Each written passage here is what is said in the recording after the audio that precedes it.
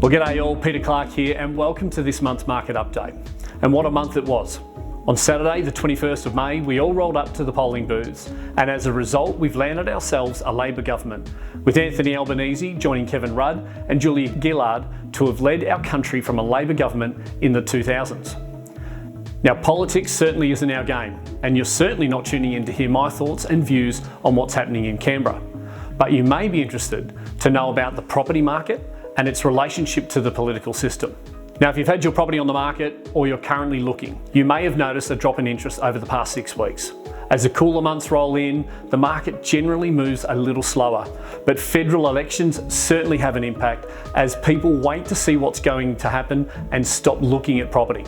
The good news is, however, once elections are finished and we all realise that nothing much ever changes, the market resumes its normal trading, which is exactly what we're getting back to at the start of June.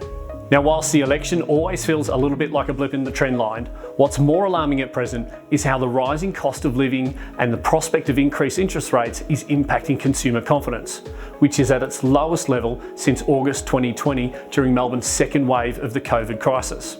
So where does it all end? When do we breathe easy, or do we tighten our belts and hold on?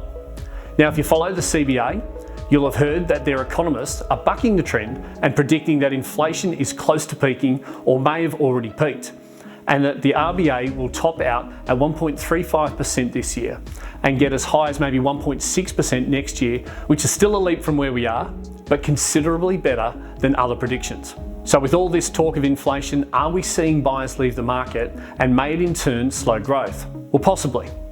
But the other way to look at this is by assessing the rental market.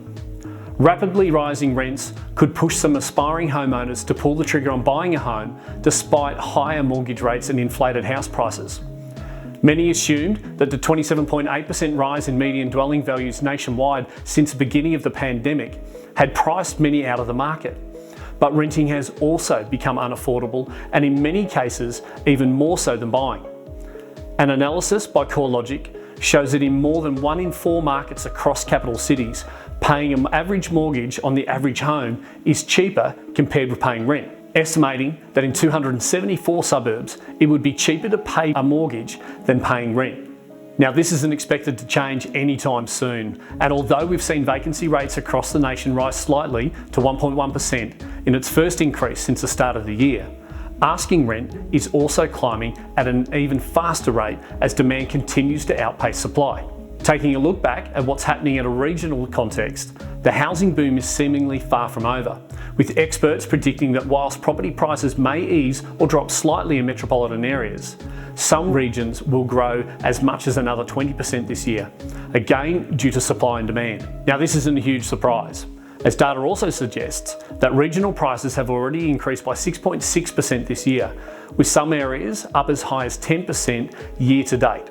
Locally, we're not quite hitting the 10%, but we're still performing really well. And now lastly, on the regional markets, it's where the majority of new homes are being built due to the supply and availability of land. The Housing Industry Association last month stated that we had 229,000 homes built in the last year, and that's expected to drop to 189,000 over the next 2 years, with average construction times blowing out from 8.3 months to 12.2 months as many builders review contracts to address the supply and subsequent cost issues in their market. Again, we mention this not because we're experts in the building industry, but due to its obvious connection with the property market. So, if we're not going to be building as many homes next year as we did last year, and we've already got a limited supply of rental properties, coupled with the costs of building going up, it'll all lead to bringing more buyers into the established market, or more demand if you prefer to look at it that way. So this is all a good sign for the regional property prices and why experts are making the predictions that they are.